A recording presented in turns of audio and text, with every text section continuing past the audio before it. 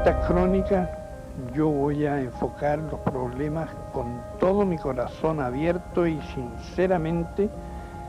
y con la verdad desnuda, citando, cuando sea necesario, los nombres de los personajes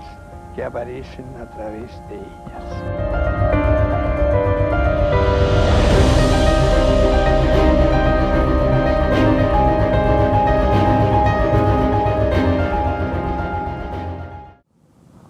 Y esta es la cassette A1.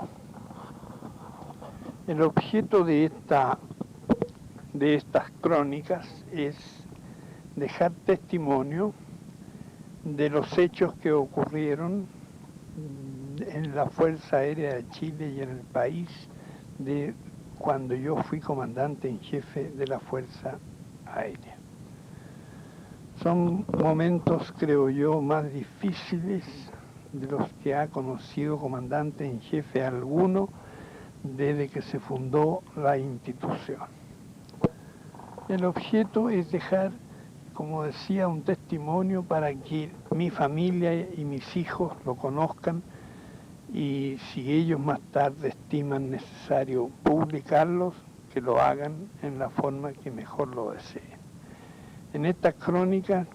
yo voy a enfocar los problemas con todo mi corazón abierto y sinceramente y con la verdad desnuda, citando, cuando sea necesario, los nombres de los personajes que aparecen a través de ellas. Inicio este trabajo hoy día 22 de julio de 1992. Comprendo que la misión es difícil, ardua y árida, porque han pasado casi 20 años desde un 11 de septiembre de 1973 a la fecha. Ingresé a la vida militar en abril de 1939, cuando ingresé a efectuar el servicio militar en el Grupo de Defensa Antiaérea de la Fuerza Aérea de Chile.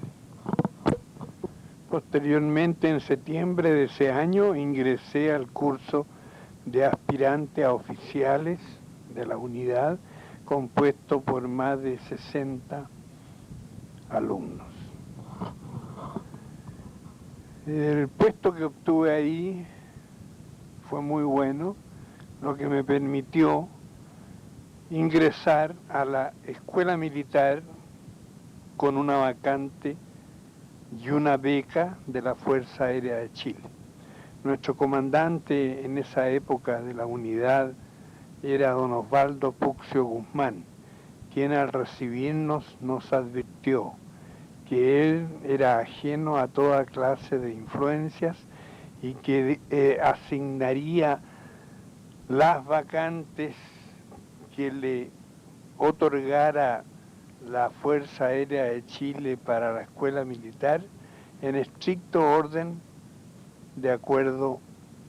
al puntaje o al puesto alcanzado en el curso de aspirante oficial. Es así como en los primeros meses de 1940 ingresé a la escuela militar, al curso militar, de donde egresé ese mismo año, en el mes de diciembre, y me recogí a la escuela de aviación con el grado de alférez para iniciar 2 años de estudio en esa escuela. En ese momento se realizó la esperanza de toda mi vida, pues desde muy niño tuve inalterablemente la vocación por el vuelo militar. Mis estudios previos habían comenzado en una escuela preparatoria particular vecina a mi casa, donde la señorita Sofía y Alvarado y doña María Ortiz. Después de cursar ahí las 3 primeras preparatorias, como se llamaba en la época, ingresé a la cuarta preparatoria o cuarto año básico del Liceo José Victorino Lastarria, ubicado en la avenida Miquel Claro, al llegar a la esquina de avenida Providencia. Allí estuve desde la cuarta preparatoria hasta el sexto año de humanidades, o cuarto año medio, como se llama hoy día. Enseguida di mi bachillerato en Historia y Letras, que aprobé, e ingresé a hacer el servicio militar, como ya dije, en la Fuerza Aérea. En el año que egresé de la enseñanza media, resultó elegido presidente de la República don Pedro Aguirre Cerda, derrotando al candidato de la derecha, que era el señor Ros Santamaría, siendo Aguirre Cerda el abanderado de lo que se denominaba Frente Popular, que era una agrupación de diversos partidos que iban desde el centro hasta el extremo izquierdo. Mientras estudiaba en la Escuela de Aviación como oficial el año 41, falleció don Pedro Aguirre, y recuerdo que todos los oficiales componentes de mi curso concurrimos al sepelio, que fue muy grande. Y posteriormente se llamó nuevamente a elecciones y resultó elegido otro representante del Partido Radical, don Juan Antonio Ríos. Posteriormente, al fallecer este, fue sucedido por don Gabriel González Videla, del cual estuve bastante cerca por cuanto me correspondió formar parte de la tripulación presidencial del avión Canela, que llamaban en la época la prensa, y que el presidente usaba intensamente, ya sea él en persona o familiares o amigos o políticos, para viajar por el país. En este aspecto me tocó muchas veces estar con él en la intimidad, en el Palacio de Viña o en La Moneda, cambiar ideas con él con respecto a viajes, y me tocó ver de cerca lo que ocurre con un presidente desde que se inicia hasta que deja el mando, como le sucedió a don Gabriel González, por cuanto en los últimos años de su periodo prácticamente nadie obedecía, ni le interesaba, ni apoyaba, ni defendía al presidente que años antes había fervorosamente defendido y elegido.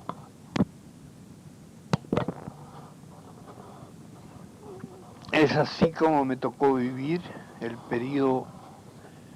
de don Pedro Aguirre Cerda desde el año 38 al 41, de Juan Antonio Ríos del 41 al 46,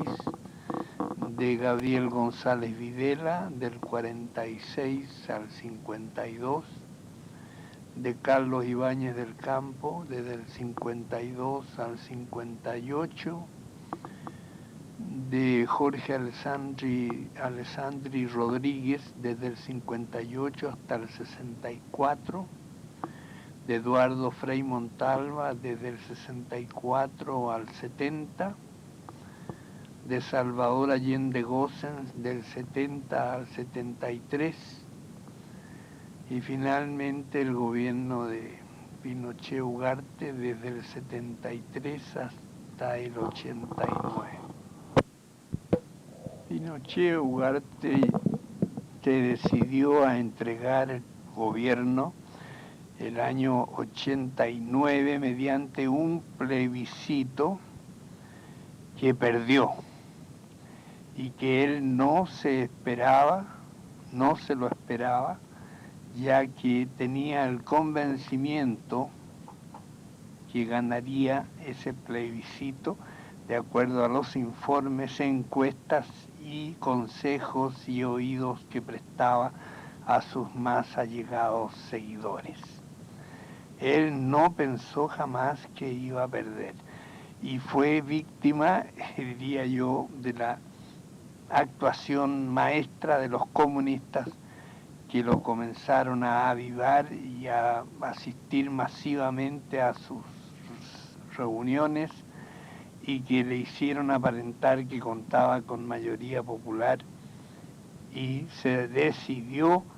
a entregar su gobierno para gobernar 8 años más, de acuerdo a una constitución que él se preparó con sus más directos asesores, dejando a un lado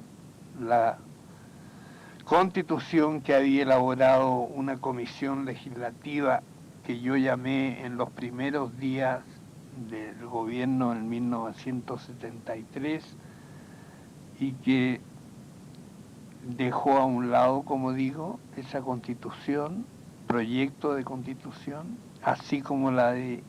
un Jorge Alessandri Rodríguez, que elaboró junto con el Consejo de Estado. Ambas constituciones las arrojó al canasto de los papeles y se elaboró una cuidando muchos detalles que le permitirían continuar holgadamente su periodo con las ventajas que él se había establecido. Así, por ejemplo, en esta Constitución, él determina periodos presidenciales de 8 años. Determina que el presidente de la República pasará a ser automáticamente senador de la República. Determina que en caso de entregar el poder, él de cualquier motivo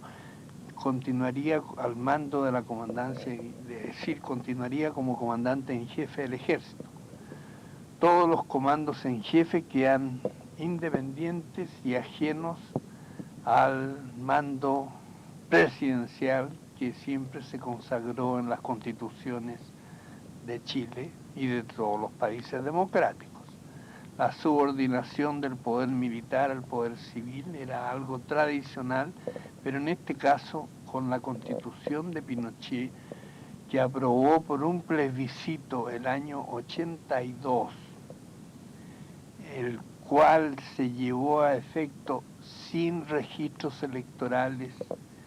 sin control de ninguna especie, sin tribunal calificador, y que se dio un margen de favorable en ese plebiscito, según comunicó el gobierno, y hay que creerlo así, de un porcentaje aproximado al 85%, si no me equivoco.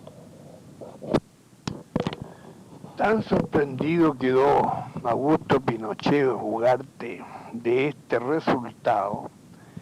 que se produjo una situación de desconcierto en el gobierno y comenzaron a retrasar la información de las cifras oficiales, y cuando ya estaban atrasados más de 3 o 4 horas se vieron en la necesidad ineludible de dar a conocer la verdad, es decir, que habían perdido la elección, aun cuando debemos reconocer que se había alcanzado 40% del electorado por parte de Augusto Pinochet. Hay que dejar constancia también que en esta elección sí habían ya registros electorales elaborados, había tribunal calificador de elecciones, es decir, estaba todo controlado de acuerdo a las normas democráticas de las elecciones que en Chile tradicionalmente se habían cumplido. Por primera vez se jugó con registros electorales y perdió el plebiscito. Así fue como le entregó el mando a don Patricio Elwin Azoka. La verdad es que desde el año 32 al 38 gobernó don Arturo Alessandri Palma. Podemos decir que desde esa época, desde el año 32 hacia adelante, la democracia chilena se estabiliza y se afirma, porque anterior al año 32, el año 25 al 31, hubo problemas con la dictadura de don Carlos Ibáñez del Campo, y no podemos hablar de revoluciones, pero sí hubo dos participaciones de Fuerzas Armadas en la vida pública, que fueron el año 25 y el 31. Fueron breves, pero fueron intromisiones de las Fuerzas Armadas. Posteriormente, ya del año 32, cuando don Arturo Alessandri asume el poder, se estabiliza la democracia, y así llegamos después hasta el año 1973, donde se vuelve a producir un colapso que entraremos a comentar.